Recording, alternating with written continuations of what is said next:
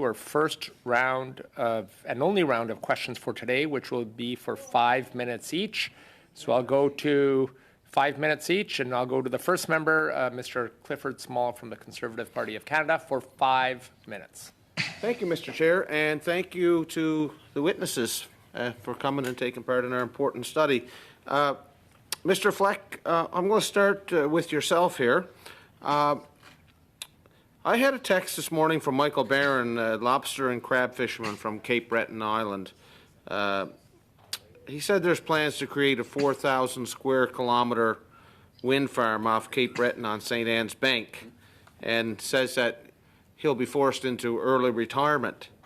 How many lobster traps can go on a 4,000 square kilometre patch of the ocean floor, do you think, Mr. Fleck? Thousands upon thousands and tens of thousands. So tens of thousands. So you're talking enough fishing gear to support 35 to 50 families, would you say? Yes, sir. Oh, that's just enterprises, 35, and then there's the crew members as well. So where will a guy like Michael go to catch lobster to provide for his family and his crew if he can no longer fish on his traditional grounds? I don't think he will be able to. It takes a lobster. I'm not a biologist by any means, sir, but it takes a lobster 7 years to go from a larval stage or an egg until it's able to be harvested a legal size.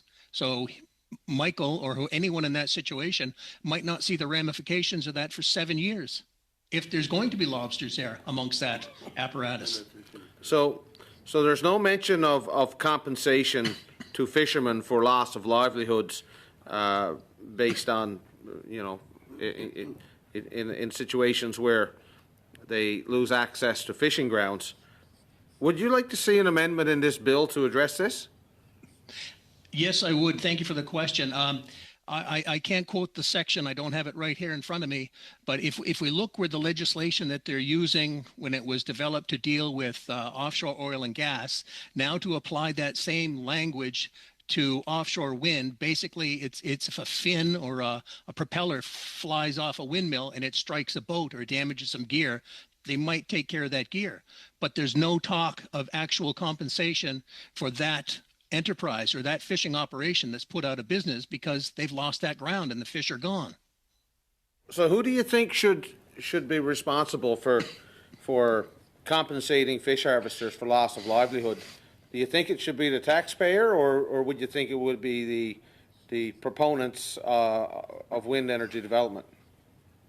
I would hope that would be integrated into the legislation now, that it would be the proponent to put that money ahead in case something like this develops or we become aware of it 6, 7, 8 years down the road.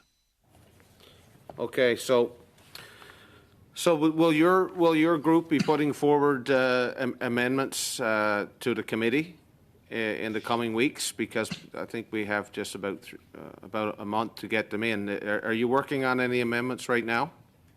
Excuse me, sir, to clarify, you mean written submissions to this committee? Yes.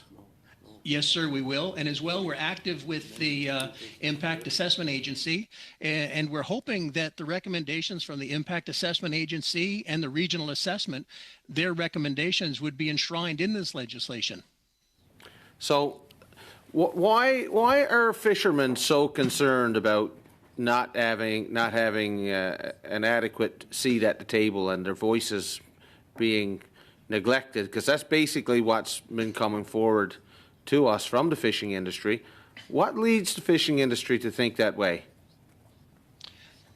Well, it's a 450 or 500-year-old fishery that's been feeding people in Canada around the world, and they're quite nervous to have, you know, thousands of tons of concrete or whatever else for this construction placed in these shallow waters that has been mentioned before in the prime fishing areas where they want these to go for technology that might be obsolete in 10, 15, 20 years.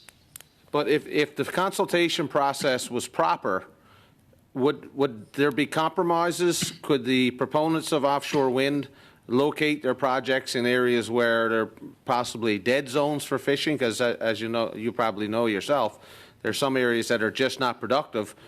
Could you work together to work out compromises like that? We are looking forward to be able to work together on that very subject. There have been, like we're working now with DFO and marine protected areas. We bring our concerns and our comments forward. We're heard. We don't know that we're always listened to, and the decisions don't always align with what we've suggested. Thank you. On that note, that's our, we'll now proceed to